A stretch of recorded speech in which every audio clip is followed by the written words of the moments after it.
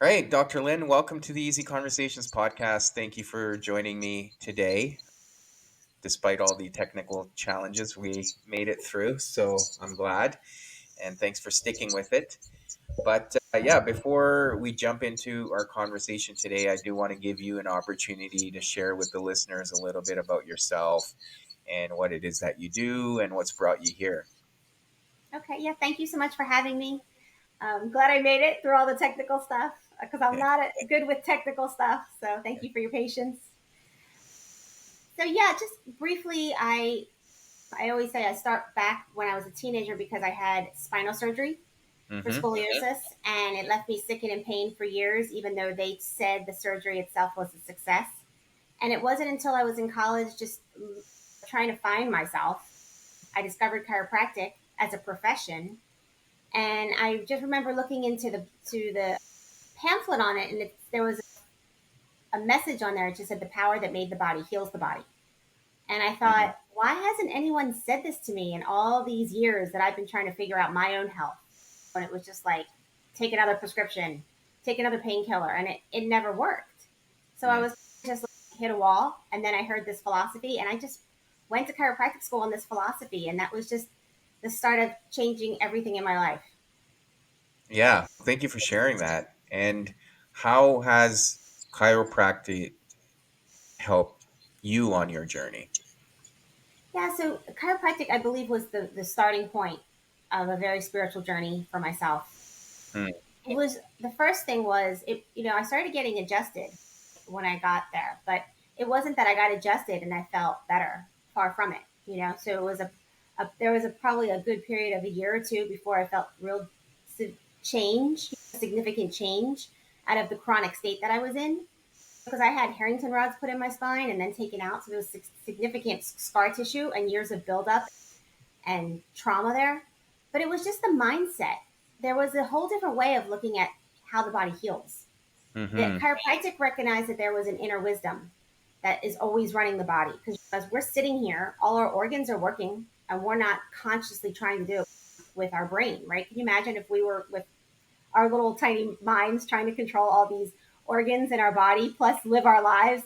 We'd be dead. There's no way. So we Mm-hmm. recognize that there's an inner wisdom, and it was honoring that inner wisdom and always following, well, what is the body trying to tell us? What's it trying to do? It would recognize that symptoms are good. It's the way your body is trying to rebalance itself, heal itself. It's always making itself new. So this mindset, this new way of looking at how the body works, eased my fears that I couldn't get better. So there was a lot of fear when you feel that sick or when you're in that much pain and nobody can help you. So when that started to relieve, I didn't feel that fear as much. I started changing. So I believe Mm-hmm. it was the combination of actually getting the adjustments because it was reconnecting me back to my body physically, plus changing my mindset and empowering me that I could heal. It really made the change. Yeah, and I do want to come back to that. One of the things I do want to cover is there's a lot of, and don't get me wrong, I go for adjustments, and I've been going for chiropractic work. It's been almost 12 years, so I definitely see the benefit and value of it. But there's a lot of hesitation around going to see a chiropractor. Some people even say, why do they call themselves doctors? And then there's that fear, or I don't know if it's fear, but also that unease around some of the adjustment work. So, what are your thoughts around that? And what's your message to people that perhaps look at this form of treatment as something that could have unintended consequences? Yeah, so there's a wide range there that you hit on. Yeah. You can go to 10 different chiropractors and have 10 different experiences. Mm. Some of it you can just have to find a healer or a chiropractor that resonates with you because Yeah. we all have different personality types. That's fine. That's one thing.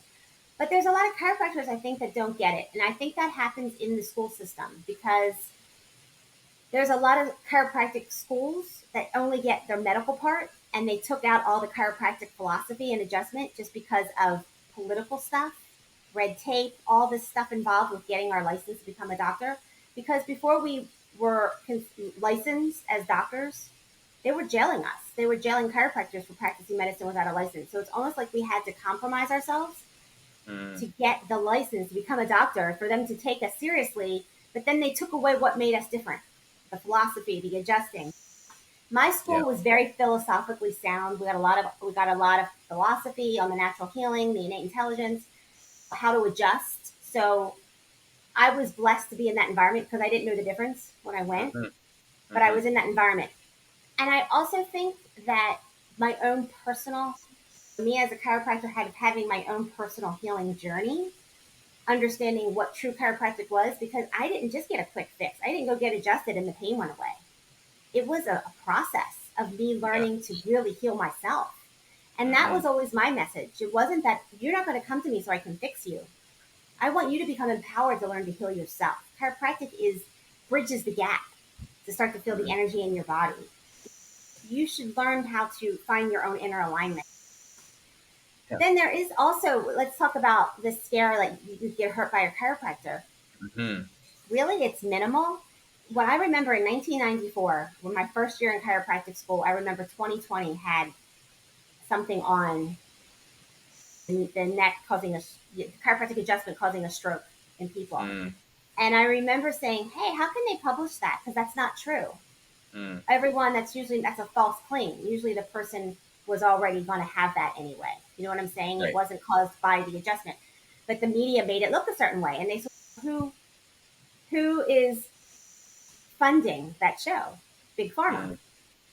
And I was like, oh my gosh, really? That can happen? Like Yeah. I was 19 years old, turning 20. I had no idea that they had that much power, that they were Mm. putting out the narrative that they wanted people to believe. So that was an awakening for me. So there's a lot of that too. Yeah. Yeah. Yeah. So what I'm hearing from you is that narrative then almost prevents people from seeking something that could be a bit more healing based and seek out more of a medication type of healing or treatment. So yeah, and I could see some truth to that as well.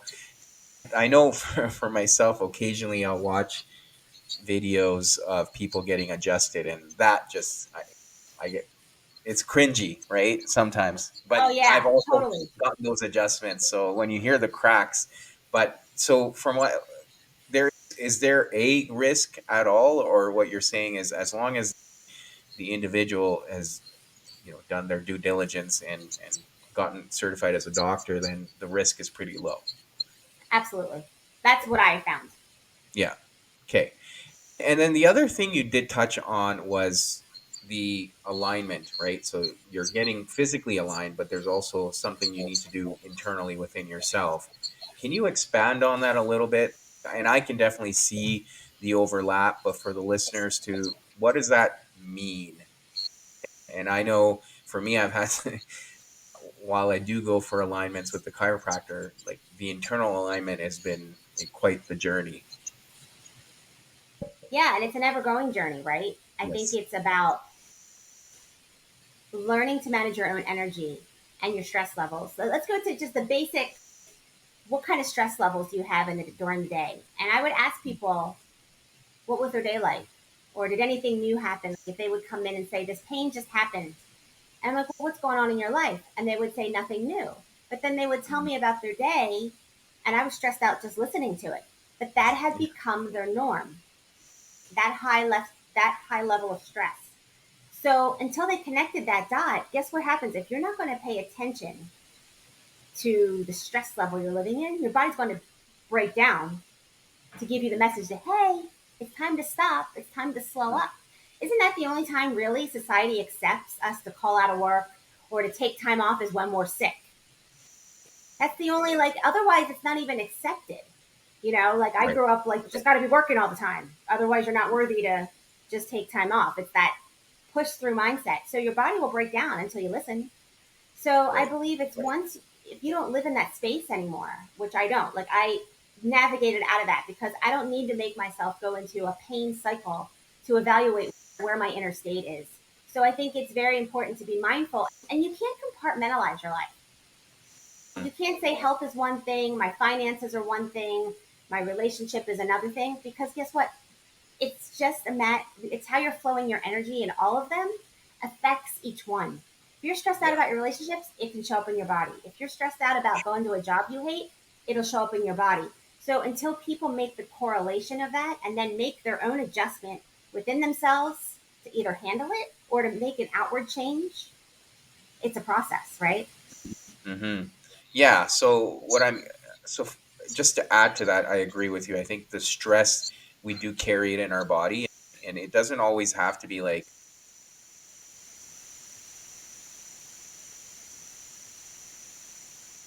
so that's kind of the consequence of the stress. The other piece, where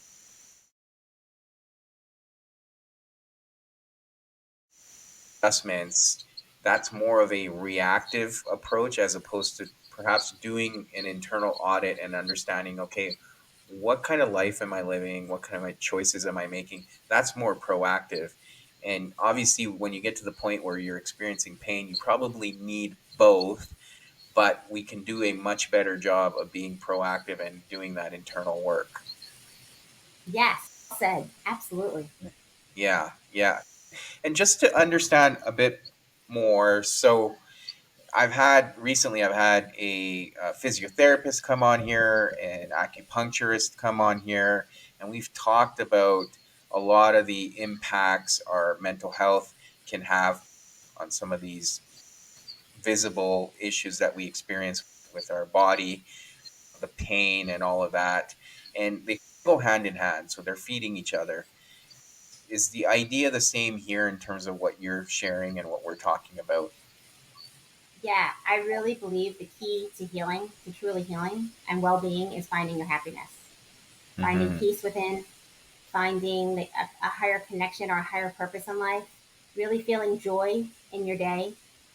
And that's really when, if you want to talk about, so I would adjust the body, right? I would adjust the Yeah. spine so the life force flows at 100% with no interference. How can you keep that life force flowing at 100%? It's always flowing, but is it on at full force? Or are you dimming it down with stress? And you can feel when when you're in inspiration, when you're in passion, when you're in joy, even when you're in peace, your body's in ease, right? When Mhm. you're not, when you're in a high stress level, when you're angry, when you're fearful, all those things, you can feel the dis-ease right away Yes. in your body.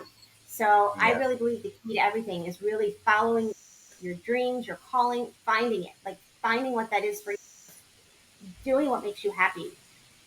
Life really isn't about anything else. That's really what we're here Hmm. for. And I don't mean superficial happy. I don't mean let me have the bigger house, let me have the sports car or all the money in the bank account. Those things are fine, but they don't bring lasting happiness. You do it when you come into your aligned state and do it because you're inspired to do it. Usually it comes because you feel you want to make the world a better place. You want to make yourself better. You want to give in service. But there's usually that connection to that kind of happy vibe is what I'm Yes. talking about. Yes. Yeah. Yeah. What I'm understanding there is having that sense of purpose and meaning in your life, right? Where you can experience that joy. Now, when you have people coming to see you, and perhaps when you're talking to them and you recognize, okay, this person seems to be fairly happy and seems to have this meaningful experiences in their life, whereas someone else who's struggling and perhaps carrying a lot of stress, are you seeing the differences in their body or even their spine? Like, how do you know, right, Oh, in terms of feedback totally. that you offer? Yeah. It almost feels like some people are like a brick wall when I touch their back. Hmm. Like they're so rigid. That's how they are in life, you know? Some people who are really open and light, and you can do a light touch and their body changes, the breathing deepens, and it's just different. The energy is different. It's lighter when they're in their happy vibe, when they're really taking care of themselves, when they're on their path. Totally different. Yeah. Yeah. And when Yeah. I feel the people with the brick wall, I'm almost like, why are they even here? Like, they're not even going to let me in. Some people are Mm. so walled up.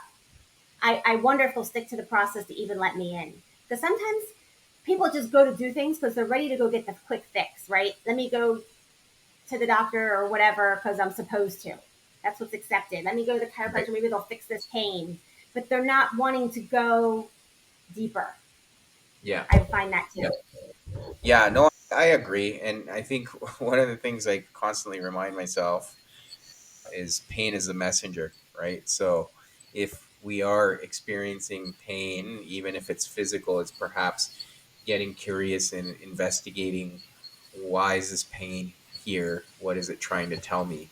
And to your point, if you're someone that's rigid, yeah, you may get that quick fix from the chiropractor, but you may not getting a more of a sustainable fix until you're actually doing a deep dive into understanding where is this coming from.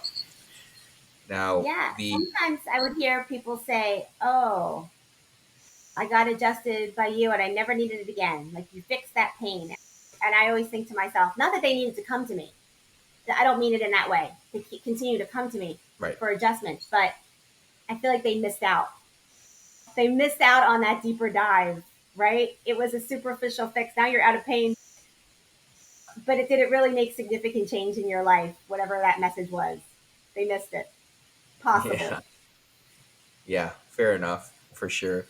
And you've obviously touched on the spiritual component, and I do want to focus some time on that.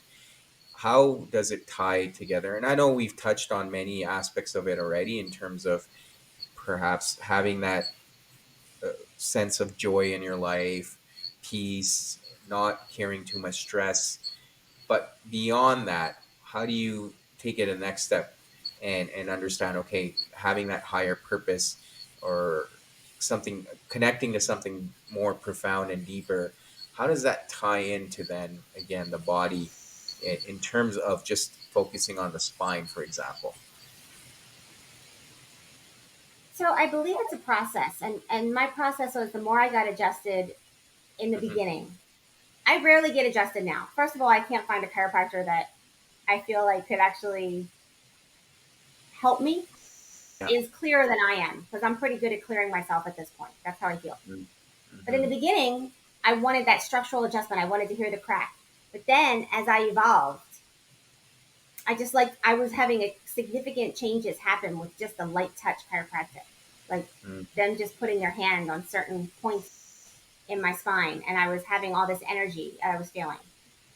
And then eventually about a few years into practice, I was doing the inner work Mm-hmm. on myself, still getting adjusted, and I went into a bliss state.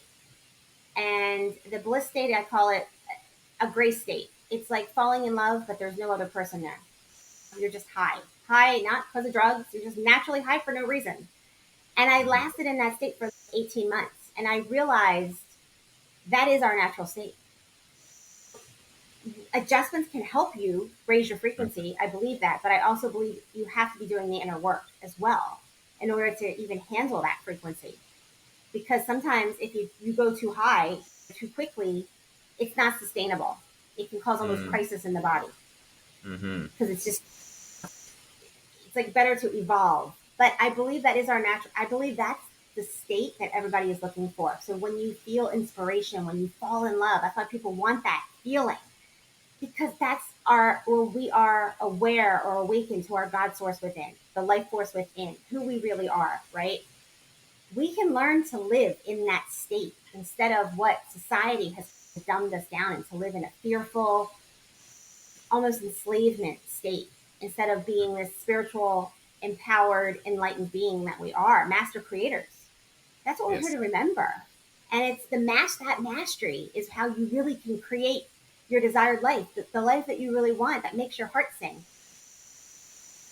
And really, it can come from a place of you feel that peace within, and then the Yes. inspiration, and you are able to come from that place, not because you're trying to fix something within you. It's a Mm. difference. Yeah, and as you're sharing that, I think what I'm understanding here, a lot of the adjustment is required because perhaps you have that energy blocked and you're not letting it flow through you, and you can get those momentary fixes like we talked about, but it's not going to stick around if you don't figure out why that energy is being blocked. And the other piece there, I think you could get that experience, that higher vibration as you touched on, and it can be manufactured. But if you haven't been able to get yourself to that state, even I think it obviously it's that mind state or mindset of being there, you won't even recognize it for what it is. You may feel great, but you don't know what it is, right? And I think a lot of people that the only thing I can equate it to is often when people take psychedelics and they haven't really done the inner work and they get this euphoric experience and they want it again and again, but sometimes they don't know what to do with it, right? And you see a lot of people struggle with it because they don't know how to handle some of those experiences. It's interesting that you say that. It's exactly the thing. It's taking psychedelics. I was so depressed and so numbed down growing up. I don't know. On who's to say what came first? It's like the chicken or the egg. I don't know if the depression caused the scoliosis or the scoliosis caused the depression. It was so intermingled there, but I was just Yeah. not happy with what I was being shown life was. And I really struggled. When I found chiropractic, it really awakened the spirit in me that I was not raised in a family that was that joyous, and it was Mm, not normal. And I think I started getting symptoms because it was too much happiness. It took me a while to allow happiness to feel worthy of being happy and that mm, free, because I always felt like I was grew up waiting for the other shoe to drop. And I think a mm, lot of people feel that. That's why there's so much depression, there's so much anxiety, so much strain on the mental health today, because we were raised thinking that we have to endure life or overcome life instead of just being supported by life, because we are spiritual beings having a human yes, experience. But that absolutely. took a while for me to embrace that. That's been a process, and I'm still working on that. Hmm. Yeah. Yeah. No, I appreciate you sharing that. And I agree. I think there's a lot of fear for people that if I fully lean into this joyous experience or if I feel happy, it may be taken away from me. And what I like to think is we get conditioned early in life to have this scarcity mindset. And I've talked about this before too, where there's a sense, and first it starts off when we're children more at a micro level where we feel like there's no sense of abundance, right? In order for me to feel happy, someone else has to be unhappy, and that's the mindset we grow up with. And then when we become adults, we project so much of that inner conflict towards other people. And I think that's why we see wars too nowadays too. Considering how far we've advanced as a society or as a species, we're still having wars. We're still killing other people because we have the scarcity mindset that in order for me to move forward, I need to take it away from someone else. And that's, I think, a huge problem. And for obvious reasons, but yeah. I agree. And it's funny, we can use the metaphor as I can't get sick to take away your illness. It doesn't work like that, right? Like, I can be well, it doesn't really affect you. Do you know what I'm saying? I can't get sick to take away your pain. So why do we think that if I get too much of joy, or if I get too much money, or if I get too many good things happening, that I'm going to deprive somebody else? And we have been trained to think like that. But I equate Mhm. it to health. I'm like, you can't get too healthy. It's not going to affect somebody else. You're only going to uplift somebody else. We really have to shift from the scarcity mindset to the abundance in all areas of life. And that's something I've definitely been working on for myself. I feel like I've mastered this little piece called health because of my own journey. And it was because of the severe sicknesses and pain that I went through. I look at them as such a blessing because I'm so free now because I went through that with my body and with, I don't have the fears that a lot of people live in. Yet I'm still working on those situations with other people, or relationships in my life, or money, or supporting myself. There's those things that I know I can get those areas the way I look at health. So that's been my journey too right now. Yeah, absolutely. And you're talking about the whole human experience, right? That's just ongoing for all of us. It's never ending. But the other piece there is we also, I think, because there's so much shame, we also feel bad for feeling good, right? want to stay in this state of shame, and it's a spiral. I find a lot. I think, look at our conversations, like casual conversations with somebody. It's more or complain about what's going on in the world, gossip, instead of saying my life is going great or I'm really like happy and all this is going well. It's almost like the other person doesn't even know how to respond. They're not used to that. So there is definitely a shift I think that has to happen culturally too, right? In the way we relate to each other. Yeah, no, I agree with you, and we're talking about those things, and that's part of the problem, right? Because we have so many barriers to that we put on ourselves, and we kind of confine ourselves to these chains. Then it's no wonder that we have all these problems that we see amongst people, both physically and mentally, right? And there's so much research around now why people are also often diagnosed with cancer, or they have these, as I mentioned earlier, chronic diseases or illnesses, because it's a lot of the times it's what's going on in the head, and how we're choosing to live our lives, so that we're not allowing ourselves to experience joy and happiness that you were talking about. And even in your case, you're saying you don't know whether it was the depression that was the leading cause or not, but often then it becomes, I find, an addiction, right? So even if we remove it, that drama in our lives, because we're so used to that feeling, that we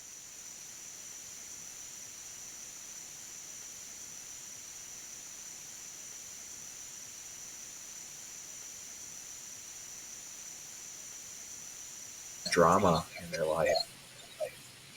You know, this is the piece of awakening that when I leading up to having my bliss state, and the bliss state confirmed it. When I was working on people my first few years in practice, I Hmm. realized, I'm like, there is no disease. I'm like, it's all created in our mind and our belief in it.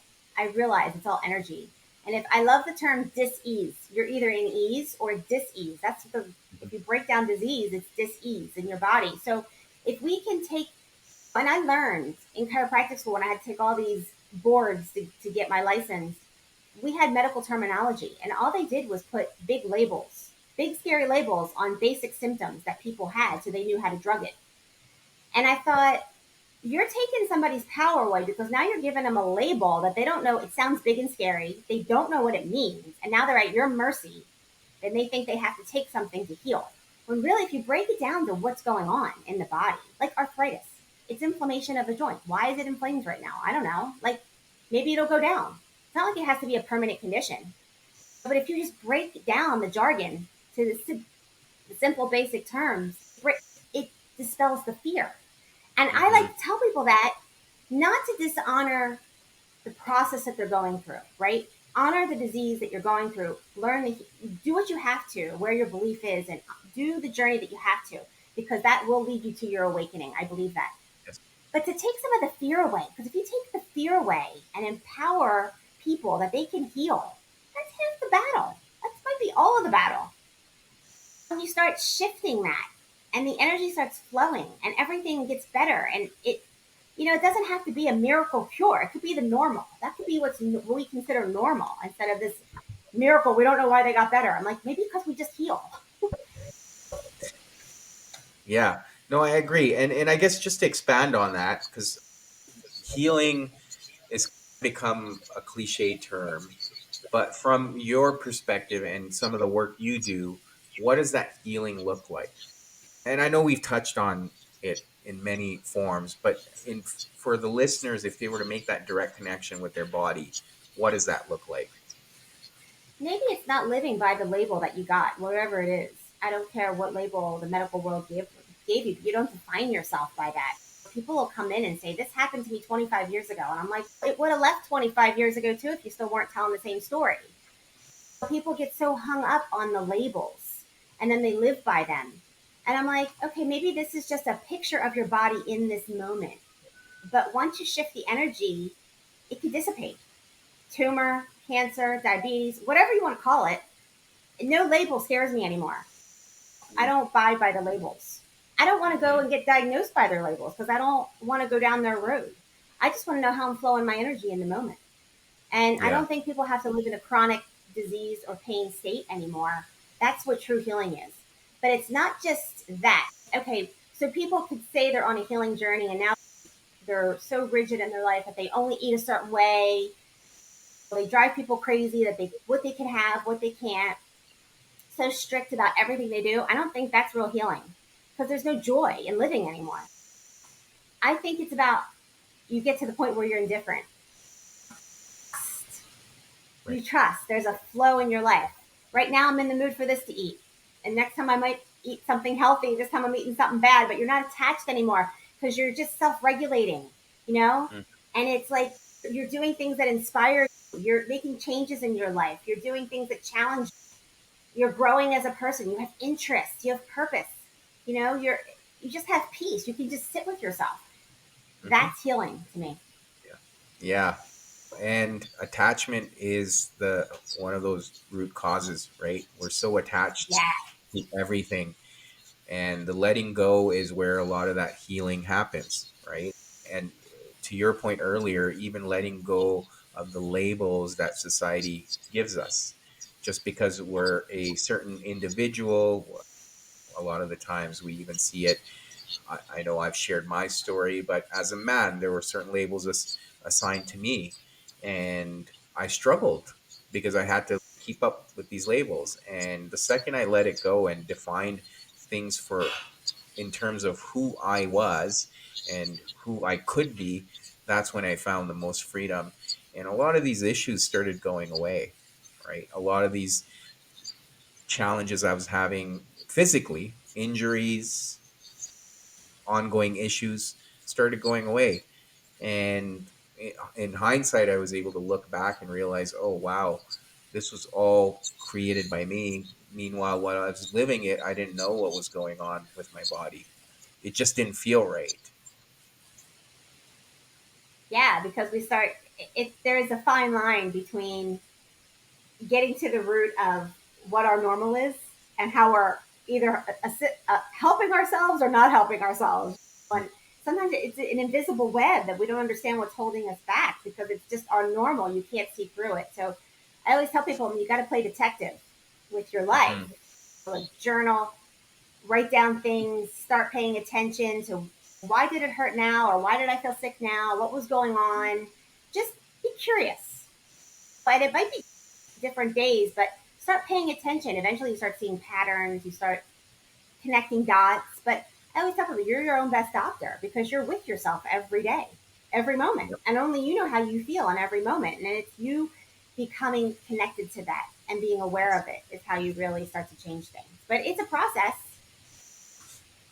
Yeah. And I'm sure you can attest to it. I know I can, that it's still an ongoing process, right? You can argue that, yeah, you had some breakthroughs, awakenings, whatever it might be, but you realize that the work never stops. And for me, I know it's a constant journey and battle because if I let go any given day to the practices that have allowed me to get to this point, I can regress. And it's important to focus on that as well. And sometimes you have to give yourself permission if for whatever reason, and there are situations that arise where you need to give yourself that break or you just can't keep up. But for the most part, it's sticking with what's gotten you here. And once you have those awakening moments, you're able to then hear that inner wisdom. The voice gets louder. And a lot of the times, because we're so attached to these labels, as we've touched on, we numb out that voice. We stop listening to it, or it doesn't even make its way through. And a lot of the time, that inner wisdom or that voice can even give you guidance on why certain things are happening in, inside of you and with your body. Oh, absolutely. Yeah. And if I think the biggest challenge is not to judge yourself when you're going through something too. Because I know I've caught myself thinking that things should be going better in certain areas or judging myself that I didn't do it right and sometimes can you just be with what you're considering a failure Or it's like there are ebbs and flows in life. Can you just be with both parts without judgment and be okay and know that it's working out for your highest good and learn from the situation? And it is, you just become better at it.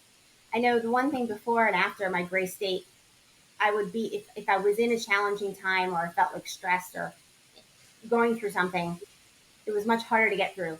After the gray state, I knew the gray state. So I'm like, oh, but this is just the human experience, and who I really am is the gray state.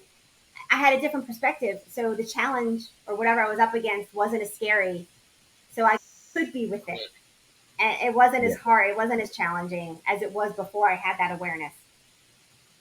Yeah, absolutely. And I think, again, everything we're talking about, at the end of the day, you have to be your biggest ally and remind yourself that you're doing your best at any given moment, right? It's easy with the with hindsight to look back and judge yourself that you could have done things differently, but if you could have, you would have, right? And there's a lot of shame that comes with even shooting ourselves, right?